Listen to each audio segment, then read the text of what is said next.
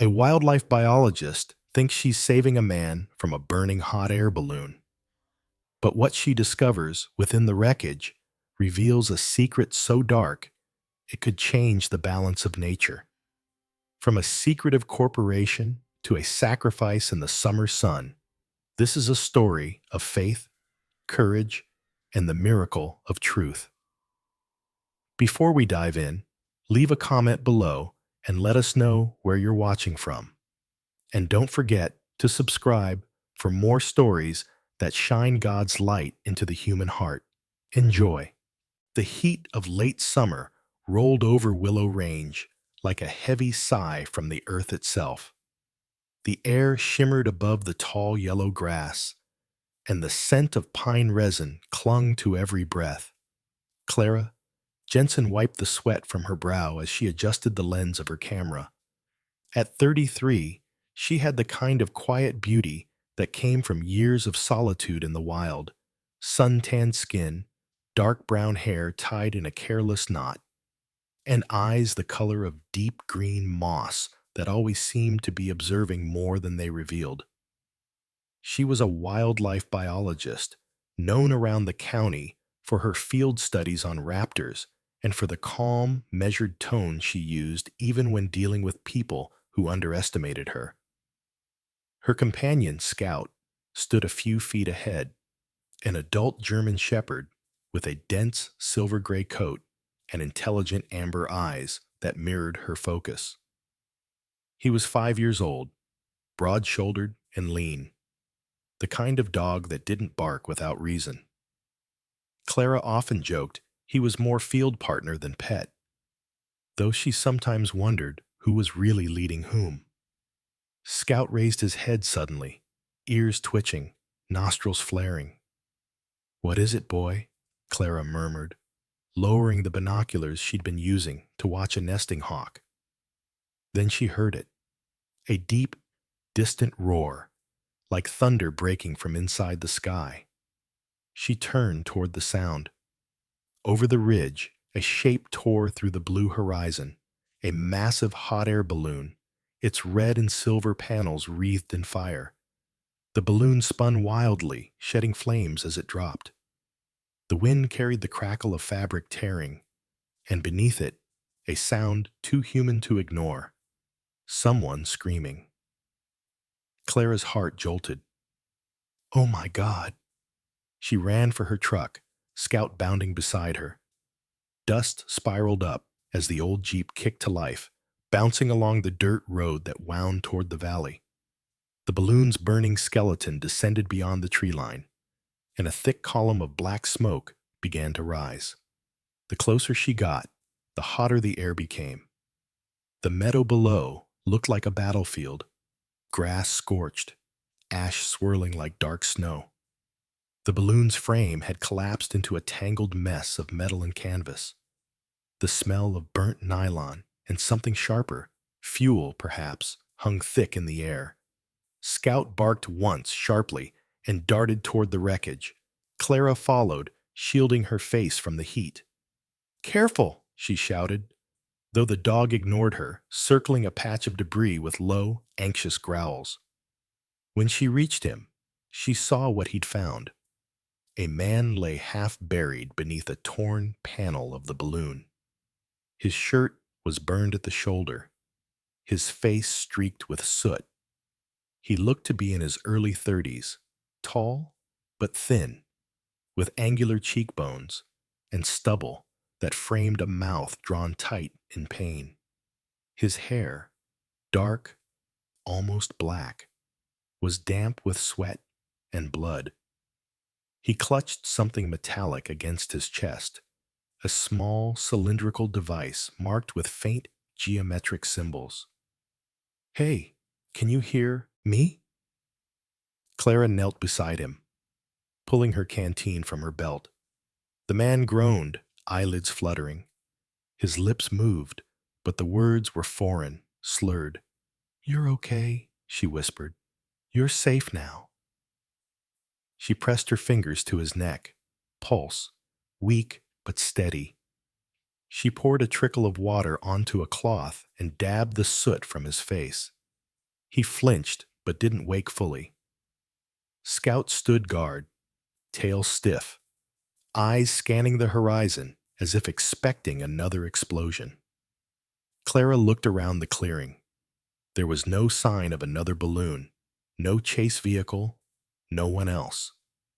Only the hiss of cooling metal and the low hum of insects creeping back after the fire. She knew she needed to get help, but her satellite phone had no signal this deep in the range. The nearest ranger station was 15 miles away, and sunset was less than an hour off. Her gaze drifted to the object in the man's hand. It wasn't any flight instrument she recognized. Sleek, matte black, with grooves that seemed too precise for ordinary engineering. Curiosity stirred beneath her fear. She reached for it, but the man's grip tightened suddenly, his eyes snapping open. "Don't!" he rasped, voice hoarse, accent faintly Eastern European. Then he winced, his body convulsing before slipping back into unconsciousness. Clara froze, heart pounding. The way he said that word, like a warning, like a plea. She didn't try again. Instead, she wrapped the device in her field jacket, set it in her bag, and checked his wounds. Burns on the arm, a possible fracture near the ribs.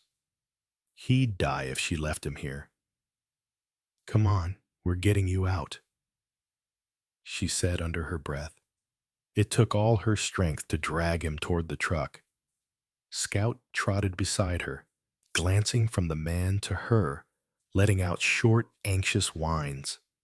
Sweat slicked her back. The smell of smoke clung to her skin. When she finally got him onto the back seat, she paused, catching her breath. The last light of the sun bled across the valley, painting everything gold and crimson. The wreckage crackled quietly behind her, flames reduced to embers. As she started the engine, the man stirred again. His eyes opened briefly, unfocused, but this time he whispered something clearer. "They'll come. For it." "For what?" Clara asked, but his head had already fallen to the side, breath shallow. She drove toward her cabin, tires grinding against the gravel road. Scout rested his head on her armrest, watching her with silent concern. In her rearview mirror, the smoke from the crash rose higher, twisting against the dying light. A strange unease settled in her chest, some instinct whispering that the fire she'd witnessed was only the beginning of something much larger. And as the night swallowed the last of the day's heat, Clara Jensen realized she wasn't bringing home a survivor. She was bringing home a secret. Morning light spilled through the cabin windows in thin, golden lines, cutting across the dust motes that danced lazily in the air. Clara Jensen sat at the edge of her kitchen table, a cup of untouched coffee cooling in her hands. The man she had rescued, Eli Ward, lay on the couch, his breathing shallow but steady. His skin, once gray with ash, now held a faint trace of color. She had cleaned and bandaged his burns as best she could, using her old field kit. Scout lay near the doorway, his body still tense, one ear twitching every few seconds, as if ready to spring up at the slightest sound. Clara studied the stranger in the quiet morning light. He looked younger now that the soot was gone, early 30s maybe, but there was something hardened behind his features.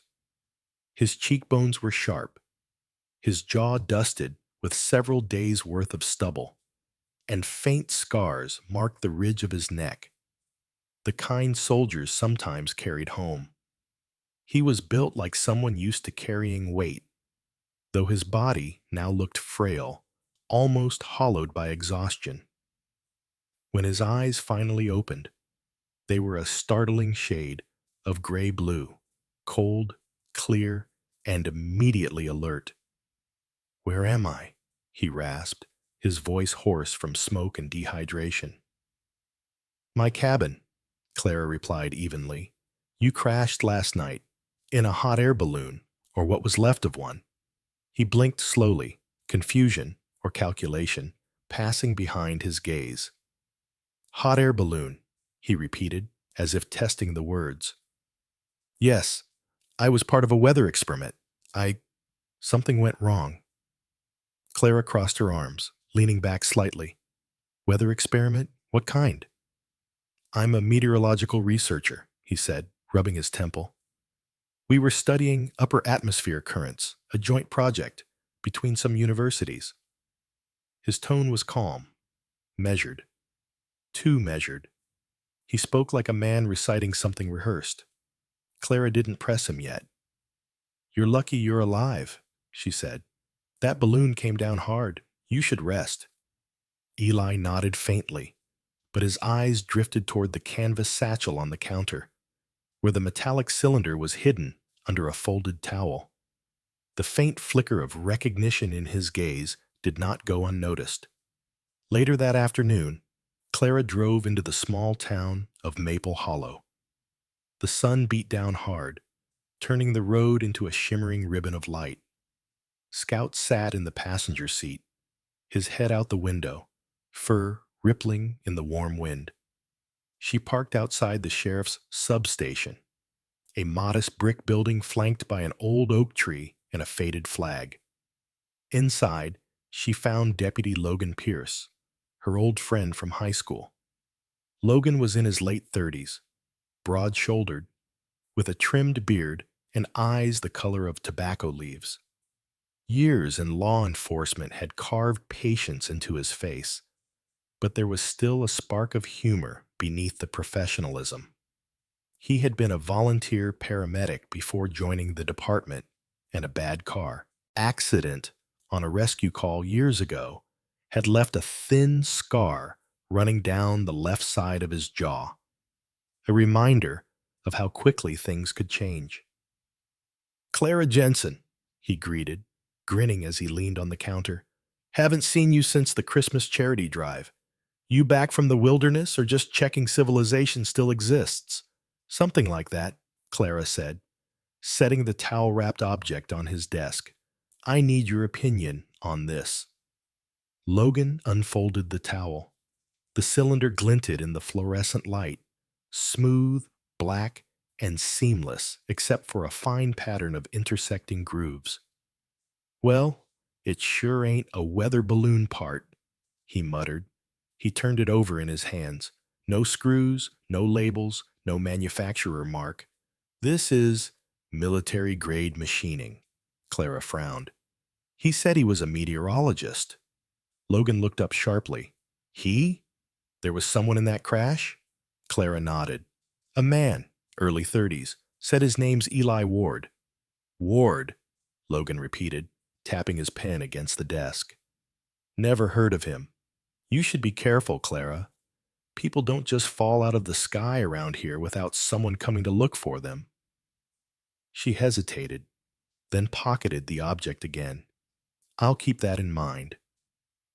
That night, the air around Willow Range felt heavier, like the world was holding its breath. The sound of cicadas filled the woods, and the faint scent of smoke still lingered from the crash site. Inside the cabin, Clara checked Eli's bandages. He was sleeping, but restlessly, his face twitching as if trapped in some recurring nightmare. She stood by the window, phone in hand, watching the last light fade beyond the trees. She tried to shake the unease that had followed her all day. The cylinder sat on the table beside her laptop, its black surface now etched faintly with fingerprints from Logan's inspection. She had the impulse to open it, to see what could possibly be inside, but something about Eli's earlier warning held her back. Scout's growl broke the silence. The sound was low and deliberate, the kind that froze Clara mid-motion. His ears were forward, body rigid, eyes fixed toward the open field beyond the window. "What is it?" she whispered, reaching to turn off the lamp. The room plunged into darkness, except for the silver of moonlight creeping through the curtains. Outside, something moved between the trees. A flicker of motion, then and there, the faint glint of light, as if glass had caught the moon. A lens? A scope? Clara's heart kicked into overdrive. She crouched beside Scout, resting a hand on his neck to quiet him. From the couch, Eli stirred, his voice thick with sleep. "What's wrong?" "Someone's out there," she said quietly. Eli's expression hardened instantly. He swung his legs off the couch. Pain etched across his features, but his eyes were wide awake now, cold, alert, trained by habit to assess danger. "Turn off your phone," he whispered. "Now!" Clara did as told, confusion mingling with fear. "Who would be looking for you?" she demanded. Eli didn't answer. Instead, he peered through the window for a long moment, then said softly, "Not who. What?" Outside, the faint crunch of boots on dry grass grew closer. Scout's hackles rose. The night air held its breath again, and Clara realized with sudden certainty that the crash, the device, and this stranger in her living room were threads of a web she had only just stepped into. And whatever waited in the darkness beyond her cabin walls wasn't finished with them yet. The morning broke with the stillness that always followed tension, the kind that made every sound seem sharper, more deliberate. Clara stood outside her cabin, the air thick with dew and the faint scent of smoke that still drifted from the valley below. Scout was pacing near the truck, restless, his fur bristling each time a breeze passed through the pines. He hadn't slept much through the night, and neither had she. Inside the cabin, Eli sat at the table with a steaming mug of coffee between his hands. His injuries looked slightly better, his burns bandaged neatly, color returning to his face. But there was a new alertness in his eyes. He'd insisted she let him stay alone while she met Logan that morning, promising not to move around much. Clara didn't entirely believe him. "Don't go far," she told him, grabbing her keys. "I won't," he said quietly, without looking up. His tone was calm, but his fingers tapped the mug in small, steady beats. Clara gave Scout a command, and the dog jumped into the truck beside her. The dirt road down the valley shimmered under the late morning sun, every patch of dust alive with light. When she met Logan at the crash site, he was already there, leaning against his cruiser, arms crossed, sunglasses glinting. His uniform shirt was rolled to the elbows, revealing tan forearms marked by faint scars and old burn lines, the remnants of his firefighting days before he joined law enforcement. "Morning," he said. "I got here early. Couldn't stop thinking about it." They walked down to the edge of the scorched clearing. Most of the wreckage had been cleared by a government recovery team the night before, but Clara could tell they hadn't found everything. Her boots crunched on the brittle grass as she scanned the ground. The soil was burned black, but near the western edge of the crater, something bright caught her eye. A piece of fabric, half buried beneath ash. She knelt and pulled it free. The material was thick, resistant to fire, still bearing the faint outline of a logo. A helix of blue and silver intertwined around a single word, Helion. Logan whistled low. Helion Research, he muttered. That name rings bells. Didn't they get in trouble a few years ago? Something about gene modification? Clara nodded slowly, her pulse quickening. Yes. They claimed they were developing vaccines for wildlife populations, but the data disappeared after a congressional inquiry. It was all buried. Logan crouched beside her. You think your mystery man worked for them? I don't know, she said, but it's not a coincidence.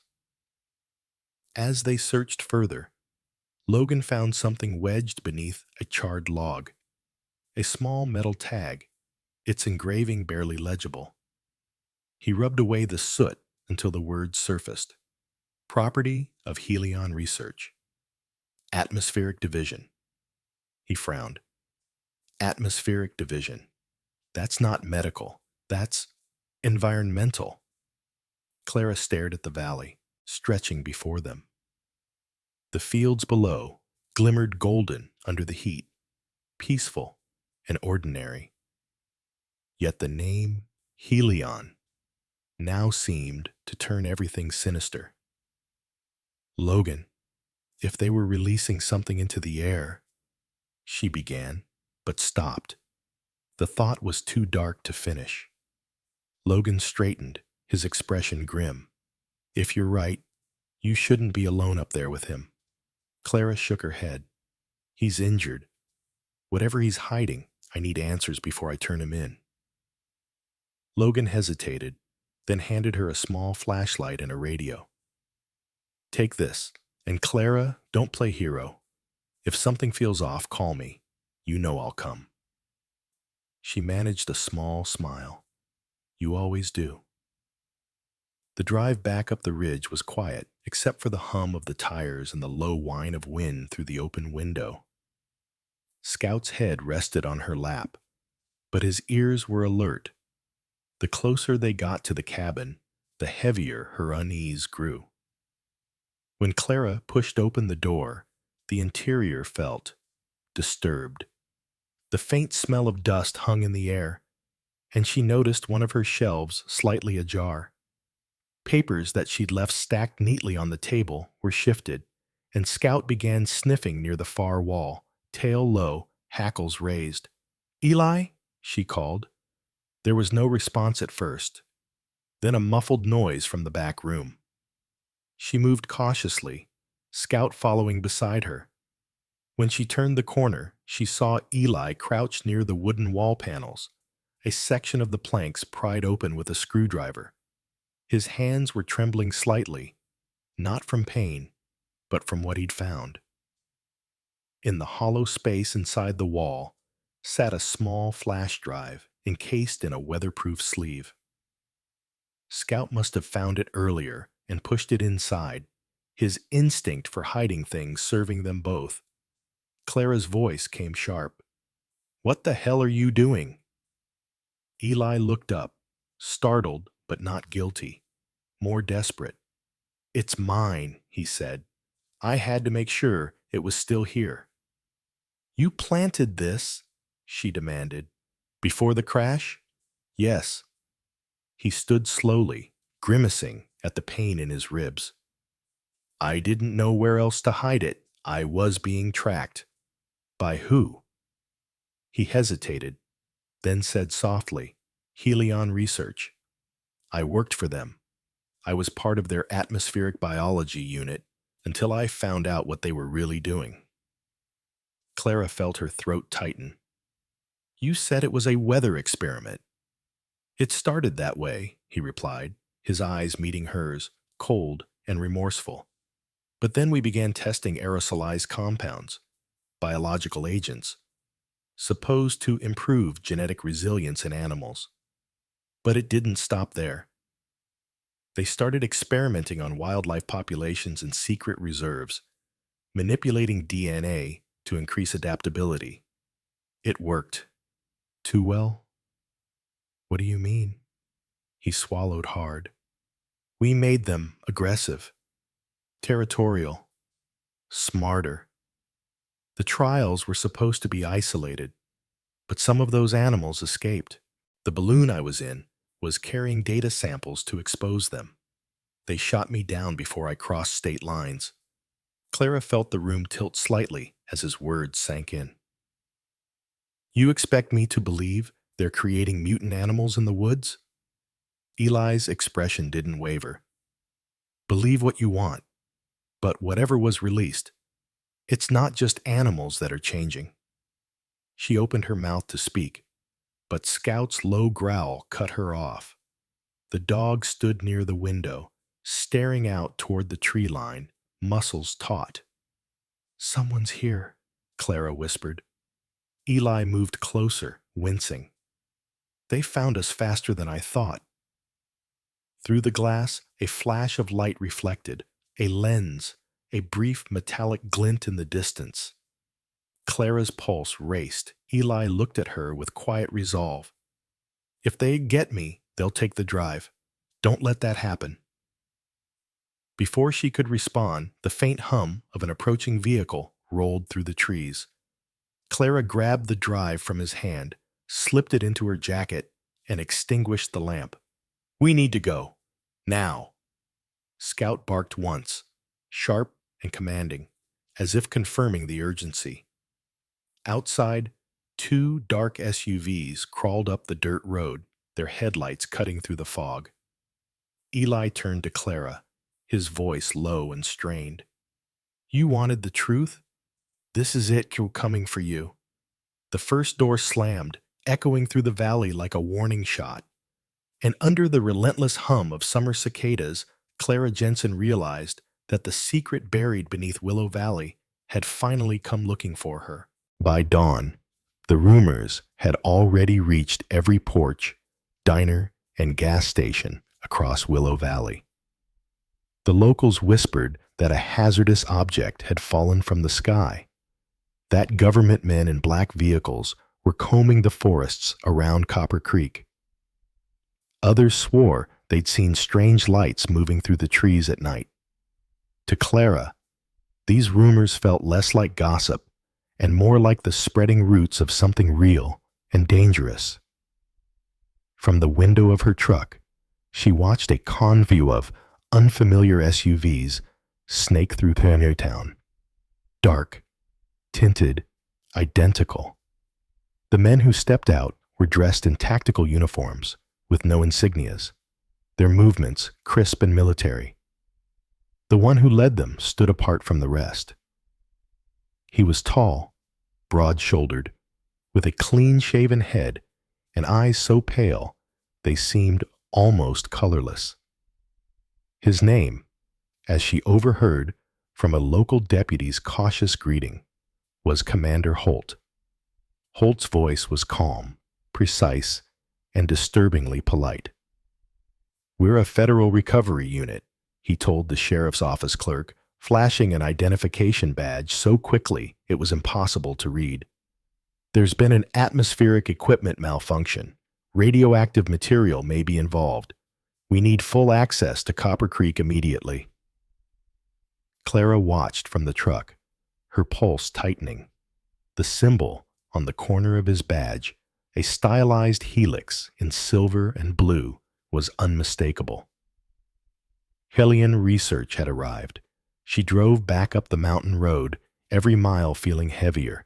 Scout sat rigid beside her, ears perked, his golden eyes darting toward the tree line as if he too sensed pursuit. Eli sat in the back seat, pale but awake, his hands gripping the edge of the seat. They're in town, she said, calling it a government recovery operation. Eli looked out the window, jaw clenched. They'll move fast. They always do. Once they find the crash site cleaned, they'll start looking for data, and for me. What about Logan? Clara asked. He can help us. Eli shook his head. No.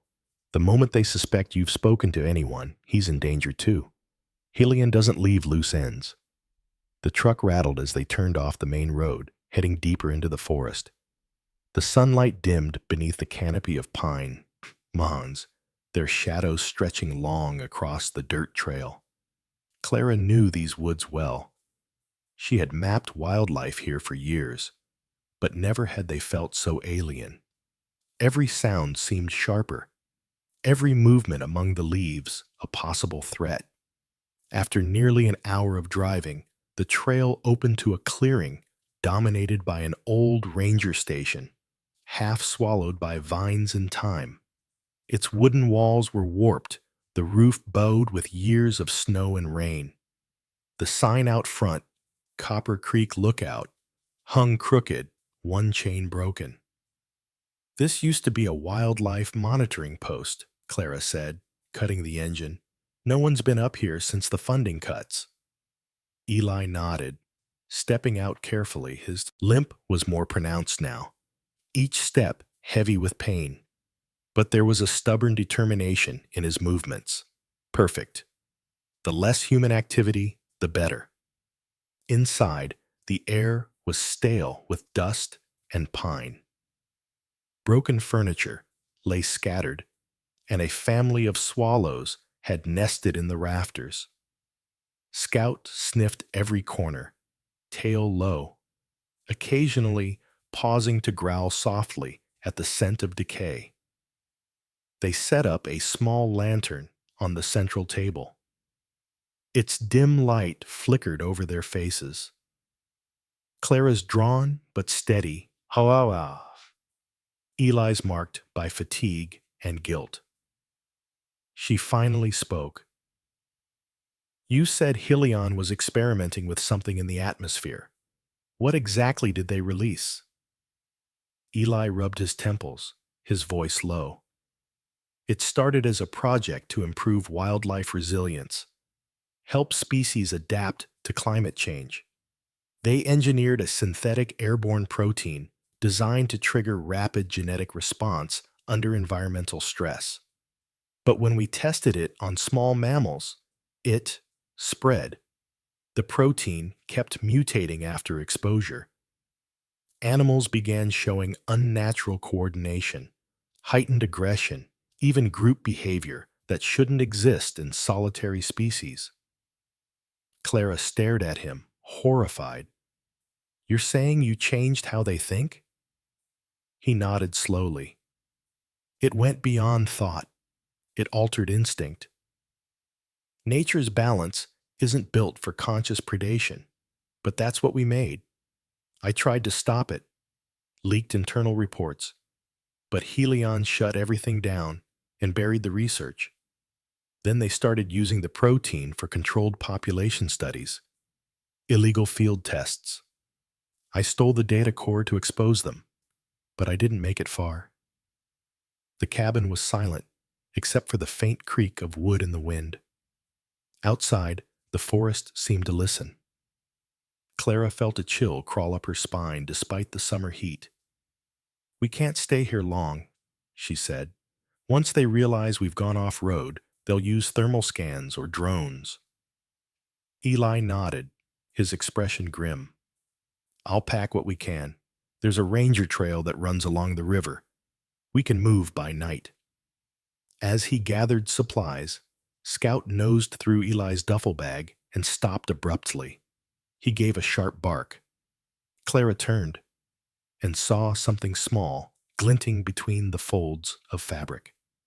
She reached in and pulled out a thin silver disc, barely the size of a coin, its surface blinking faintly red. Her blood ran cold. "Eli, what is this?" His eyes widened in horror. "That's a tracker. They must have planted it on my gear at the crash site." The faint hum of engines echoed in the distance. Scout barked again, louder this time, spinning toward the window. "They're coming," Eli whispered. Clara dropped the tracker into a tin can and slammed it shut. "How much time?" "Minutes," Eli said. "Once they triangulate, they'll surround the valley." She grabbed the flash drive from her pocket and stuffed it inside her jacket. "Then we don't wait." They bolted out the Hoksoi back door, Scout leading, his body tense and silent as he cut through the underbrush. The sound of vehicles grew louder behind them. SUVs grinding up the gravel road, floodlights slicing through the trees. From the hilltop, Holt stood by his vehicle, scanning the area through night vision goggles. His voice crackled through the radio. Target beacon located. No heat signature inside the structure. Sweep the woods. Retrieve the data, alive or dead. Below, the first beams of white light pierced the forest like blades. Clara and Eli ducked behind a fallen log, the glow of approaching headlights painting their faces in pale terror. Scout pressed close against Clara's leg, trembling but focused, his gaze fixed ahead. Eli leaned close, whispering, "You still want the truth, Clara? This is what it costs." The forest erupted with the sound of shouts and engines as they ran deeper into the dark, chased not just by men, but by the consequences of what Eli had unleashed. The forest bled into gold as the sun began its slow descent toward the horizon. Clara's lungs burned with every breath as she ran, branches clawing at her arms, dirt grinding into her palms. Scout raced ahead, his paws barely touching the ground, darting through the brush like a streak of living shadow. Behind them, the distant echo of engines and shouts chased through the valley, the hunt tightening its noose. Eli stumbled, gripping his side where blood seeped dark through his torn shirt. "Keep moving," Clara urged, her voice sharp with fear. He nodded, his face pale but determined. They burst from the tree line into an open clearing where the world opened up, a vast basin of cracked stone and water glinting in the dying light. The dry, hollow dam rose before them, an old concrete structure built in the 1960s, weathered and silent, its spillway dry except for the thin trickle that mirrored the sunset. "This place still holds?" Eli asked, his breath ragged. "Barely," Clara said, glancing at the rusted gates and overgrown access road. "It's been abandoned for years. No power, no surveillance." They crossed the gravel path toward the dam's center, the air filled with the smell of rust and wildflowers. From this height, the valley stretched endless and golden, the world deceptively peaceful. Scout paused at the edge, ears pricked, growling low. The sound of distant tires scraping rock followed seconds later. They were found. Eli pulled the flash drive from his pocket, its metal surface glinting red in the sunset. "It has to end here," he said quietly. "You can't outrun them forever." "Don't talk like that," Clara snapped. "You're not dying here." He gave a faint, humorless smile. "You think I don't know what happens to whistleblowers? I'm already dead to them." A shout cut through the wind. Down the slope, 2 SUVs appeared, then another behind them. Commander Holt stepped out of the lead vehicle, his silhouette backlit by the burning horizon. Even at this distance, his presence radiated cold authority, the calm of a man who had ordered worse things than death. His pale eyes swept the dam like searchlights. "Eli Ward!" His voice boomed through a megaphone. "Surrender the data. You've done enough damage." Eli stiffened, the sound freezing the air around them. Clara reached for his arm, but he shook his head. "You should go. Take Scout. Get this to someone who can't be bought." "I'm not leaving you," she said. Before he could argue, the crack of a rifle split the evening. Eli staggered, his body jerking as blood bloomed across his chest. The flash drive slipped from his hand, clattering onto the concrete. Clara dropped beside him, pressing her hands against the wound. "Stay with me, damn it!" Eli's breath came shallow, his eyes glassy but focused on her face. "Listen," he rasped. "Helion's network. They monitor everything, but not the press. The data, it's coded. Use the key phrase, Project Eden. It'll unlock the files. Promise me?" "I promise," Clara whispered. He smiled faintly, a ghost of peace crossing his features. Then, let the light in. His hand went limp in hers. Clara froze for a moment, the roar of blood in her ears drowning out the world. Then Scout barked, snapping her back to reality. The air hissed as more bullets cracked through the dusk, ricocheting off the dam. She grabbed the flash drive, stuffed it into her jacket, and sprinted toward the maintenance ladder. Scout followed, his claws clattering against the steel rungs. By the time Holt's men reached the top of the dam, Clara and Scout were gone. The fading sun cast their shadows across the reservoir as they disappeared into the ravine below. 3 days later, the world changed. It began with a leak. The Washington Post received an anonymous package, a flash drive, a handwritten note that read, "The air you breathe is not yours." Within hours, headlines exploded across every network. Helion Research was exposed for conducting illegal bioengineering experiments, releasing atmospheric viruses designed to manipulate ecosystems for corporate profit. Whistleblower documents linked government contracts, private investors, and environmental collapses across 3 states. Commander Holt was placed under investigation. His team disbanded, his assets frozen. The corporation fell, but not before countless denials and public outrage swept the country. Through it all, Clara stayed silent. She had sent the files from an old Rangers radio uplink, encoded through channels no one traced. Logan helped her from the shadows, risking his badge to deliver statements to trusted reporters. The first time she saw the news broadcast, she didn't feel victory, only an immense, aching quiet. Weeks later, the summer storms came early. The forests around Willow Range shimmered green again, the air washed clean. Clara stood on the overlook above the valley where it all began, a faint breeze tugging her hair.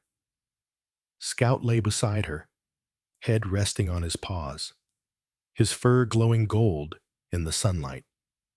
In the distance, she could still see the faint outline of the burn scar where the balloon had fallen. The earth was healing, slowly reclaiming what had been broken. Clara knelt and brushed her hand over the grass, feeling the pulse of life beneath her fingers. "We did it, Eli," she murmured. "They can't hide it anymore." Scout raised his head, watching her with the quiet understanding only animals seem to have. The world had been changed by men who thought they could play God, but it had been saved, however briefly, by those willing to speak for what couldn't. The sun climbed higher, flooding the range with light. Clara Jensen turned her face to it and let the warmth burn away what was left of fear. Sometimes, she thought, nature didn't need saving. It just needed someone brave enough to remind humanity that it still mattered. Sometimes, miracles don't come with thunder or shining wings. They come quietly, through courage, kindness, and the small choices that keep hope alive. Clara's fight wasn't just against a corporation. It was a stand for truth, for the living world that God placed in our care. The forests, the rivers, the breath we take, they are all His gifts. And when we protect them, we honor the miracle of creation itself. So, if you've ever doubted that light can rise from ruin, remember, God still works through ordinary people, through the hands that heal, the hearts that forgive, and the voices that speak when silence is easier. May the Lord bless you and guard your heart as you walk your own valleys, through storms or sunshine. And if this story touched your soul, please share it. Leave a comment about what it made you feel, and subscribe so these stories of faith, hope, and humanity can reach more hearts. May God watch over you tonight and remind you that even in the darkest forest, his light never fades.